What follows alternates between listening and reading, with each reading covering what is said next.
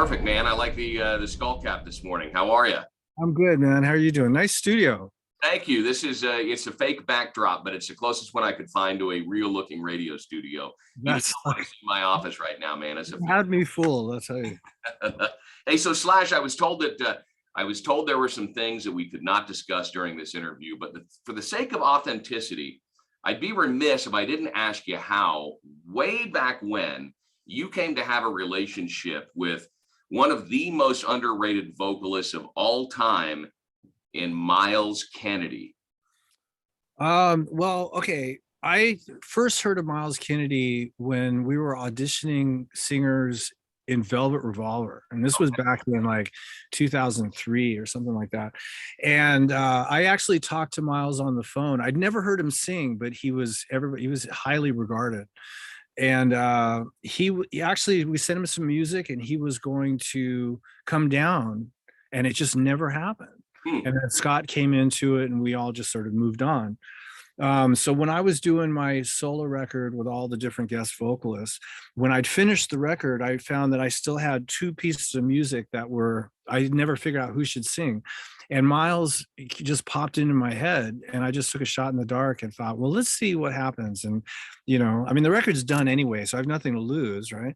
Yeah. And so I talked to him on the phone. I told him what I was doing, and I sent him a demo of one of the songs, and he put a vocal on it and sent it back to me a couple of days later. And it was fucking amazing, right? I'd never heard him sing before.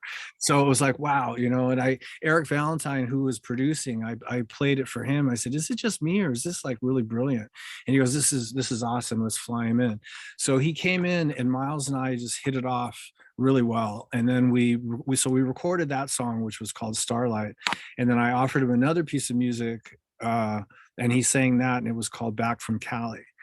And so I started putting together a tour, and I needed a band, and I asked Myles if he wanted to front the band, and that's how it all started. Wow. And in Myles' shoes, I would have been beside myself. Oh my God, going out with one of the greatest rock guitar players of all time to, front his band. Like, yeah, let me sign up now. I'll work for just whatever's in the backstage area. Just feed me, make sure my belly gets rubbed on occasion and there's water in my bowl. The new album is called 4, written as a Roman numeral and available wherever you want to steal your music on February the 11th.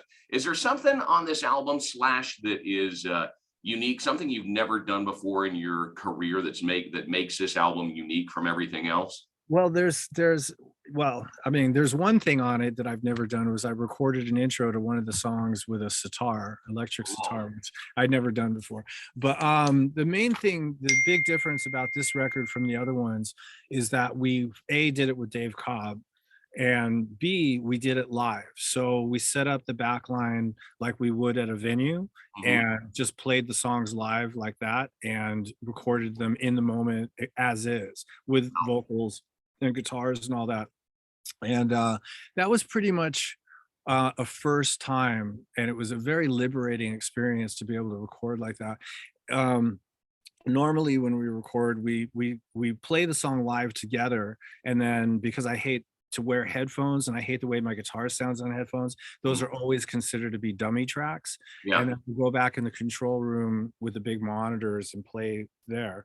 But I've always wanted to be able to do it where we're all in just one room with the amps and play live like that. And Dave was the first producer I've worked with that encouraged that idea. That's a great encouragement too. I noticed that on The River Is Rising, that the first time I heard it, I went, there's something just more electric, something you're really able to capture that live vibe on the song. And I had no idea how you accomplished it, but you just told me right there. That's cool. Yeah. What's the longest period of time in like the last 30 years that you've gone without picking up a guitar? Does that happen often in downtime? We're just like, I start to feel sick if I go too long without having a guitar close by and playing it. So we're talking maybe a couple days. Wow. If I'm forced to. Otherwise, I've always got my guitar with me. Yeah. That's cool. You've worked with a whole who's who of guest vocalists throughout the years, Michael Jackson included. What vocalist did you have the most fun with, and which one has inspired you the most? Or is that just an impossible question? Like, you get different it's not impossible, but everybody's different, and a lot of these experiences have all been really great. I mean, I got Lemmy to sing on my first solo record, which, you know, he and I have been great friends for years and years and years, but having him come in and sing a song on one of my records was a huge honor, you know. And Ozzy as well, he sang on that record. But I think probably one of the things that stands out for me was working with Iggy Pop back when we did the Brick by Brick record back in the 90s, I guess it was. That was a great experience back then. Playing with Blue Lou on a Les Paul tribute record not that long ago, but a little while ago, was pretty cool. Working with Michael Jackson was obviously rad. I didn't do any album recording with BB King, but jamming with BB King and also jamming with James Brown was really cool. So I mean, you know, and they all are very unique individuals. Yeah, it's all very unique experiences. Yeah.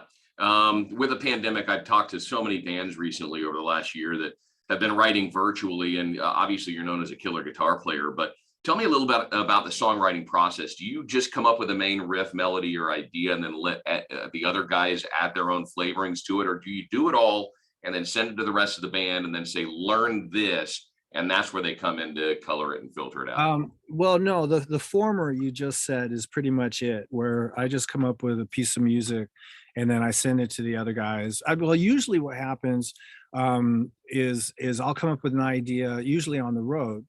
That's where the bulk of our writing happens.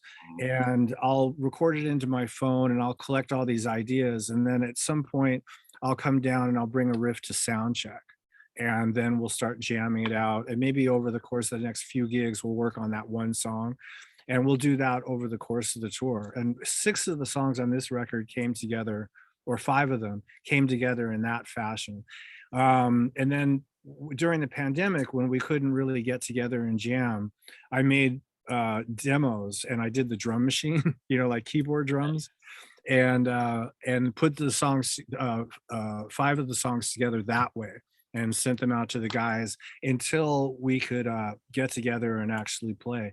But I mean, those were just guidelines for arrangement and just for the riff. And really, when it comes down to it, Todd and Brent and Frank's just come up with their own way of playing whatever it is I give them. That's cool. It sounds like a really collaborative effort. I know you have a ton of these things to do, so I want to be respectful of your time today. Congratulations on The River Is Rising. It's a killer song. Could be a #1. We just put it into power here in Reno, so I'm hoping and rooting for you to have a #1 under. That would be awesome, right? And you do have a tour starting out soon. So before we wrap this up, what is something surprising things the folks will see on this tour? Well, the fact that we're on tour itself.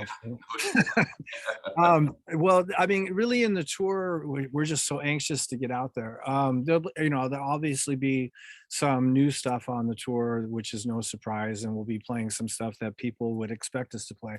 But then we're also pulling out some songs that we haven't played in a really long time.